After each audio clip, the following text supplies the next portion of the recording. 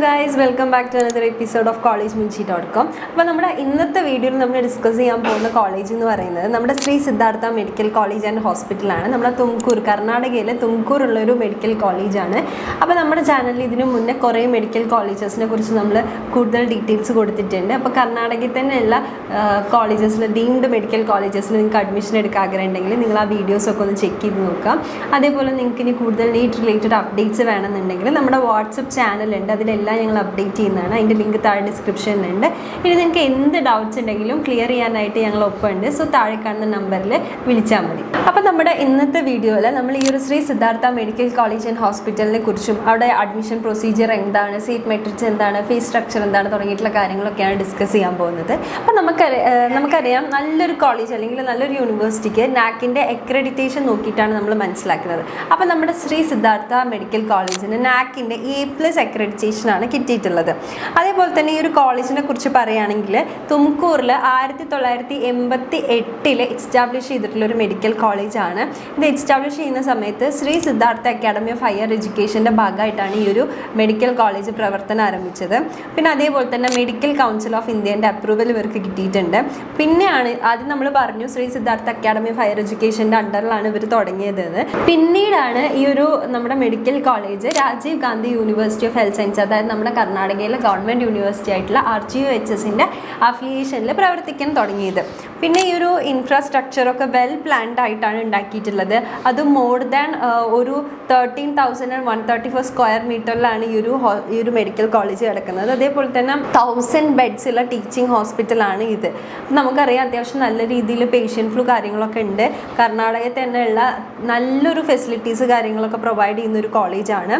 പിന്നെ ഈ ഒരു കോളേജിനെ കുറിച്ച് പറയുമ്പോൾ 2008 ഈ ഒരു Shri Siddhartha academy of higher എഡ്യൂക്കേഷൻ്റെ കോൺസ്റ്റന്റ് കോളേജായിട്ട് നമ്മുടെ ഈ ഒരു മെഡിക്കൽ കോളേജ് മാറിയിട്ടുണ്ട്. ഈ ഒരു Shri Siddhartha academy of higher education എന്ന് പറയുന്നത് ഒരു ഡീംഡ് യൂണിവേഴ്സിറ്റി ആണ്.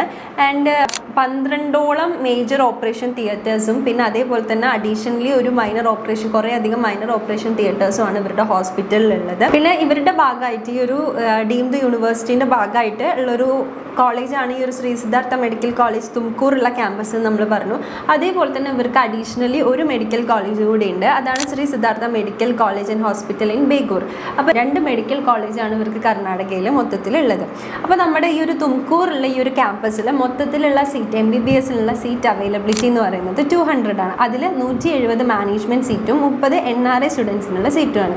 അപ്പോൾ ഈ ഒരു 2 കോട്ട സീറ്റിലോട്ടും നിങ്ങൾക്ക് അപ്ലൈ ചെയ്യണമെന്നുണ്ടെങ്കിൽ നിങ്ങൾ ചൂസ് ചെയ്യേണ്ടത്, നിങ്ങൾ ആദ്യം നീറ്റ് ക്വാളിഫൈ ചെയ്യണം.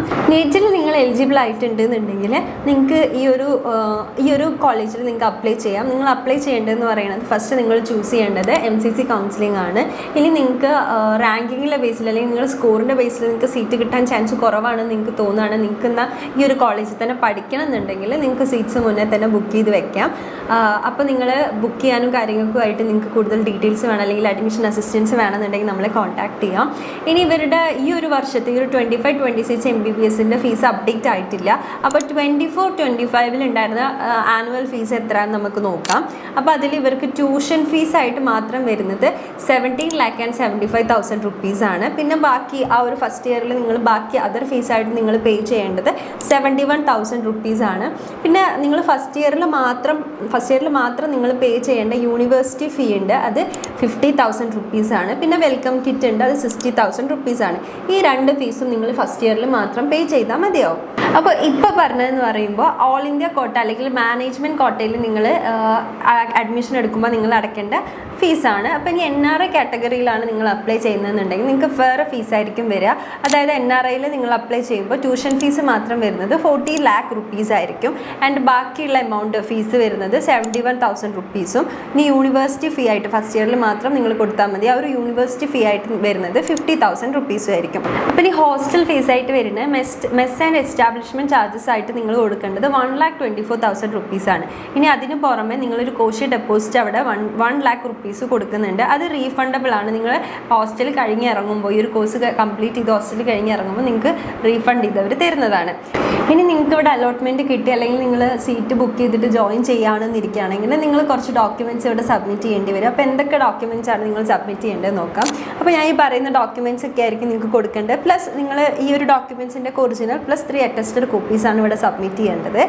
അപ്പോൾ നിങ്ങൾക്ക് ഫസ്റ്റ് കൊടുക്കേണ്ടത് NEET UG allotment letter, NEET score card and rank letter, പിന്നെ 10th 12th സർട്ടിഫിക്കറ്റ്, പിന്നെ TC CC migration, physical fitness certificate, blood group certificate. കാറ്റഗറിയിലാണ് ഏതെങ്കിലും കാറ്റഗറിയിലാണ് നിങ്ങളുടെ അഡ്മിഷൻ കൊടുക്കുന്നത്, കാറ്റഗറി നിങ്ങൾ OBC SC ST പറഞ്ഞിട്ട് അങ്ങനെയാണ് കൊടുക്കുന്നതെങ്കിൽ ആ കാറ്റഗറി സർട്ടിഫിക്കറ്റ് നിങ്ങൾ വെക്കണം.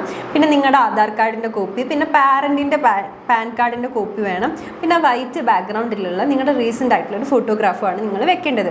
ഇനി നിങ്ങളൊരു NRI കാറ്റഗറിയിലാണ്, നിങ്ങൾ NRI സീറ്റാണ് നോക്കുന്നത്, ആ കാറ്റഗറിയിലാണ് നിങ്ങൾ അപ്ലൈ ചെയ്യുന്നതെങ്കിൽ നിങ്ങൾ ഈ പറഞ്ഞ ഡോക്യുമെൻറ്റ്സിൻ്റെ ഒപ്പം കുറച്ചുകൂടി അഡീഷണൽ ഡോക്യുമെൻറ്റ്സ് വെക്കേണ്ടി വരും. അതായത് നിങ്ങളുടെ പാരൻറ്റിൻ്റെ പാസ്പോർട്ട് കാർഡ്, അതേപോലെ തന്നെ ഏത് കൺട്രിയിലാണോ ഉള്ളത് ആ കൺട്രിയിൽ എംബസി ഇഷ്യൂ ചെയ്തിട്ടുള്ള resident certificate, employment certificate, income tax documents തുടങ്ങിയിട്ടുള്ള കാര്യങ്ങളാണ് നിങ്ങൾ സബ്മിറ്റ് ചെയ്യേണ്ടതായിട്ട് വരുന്നത്.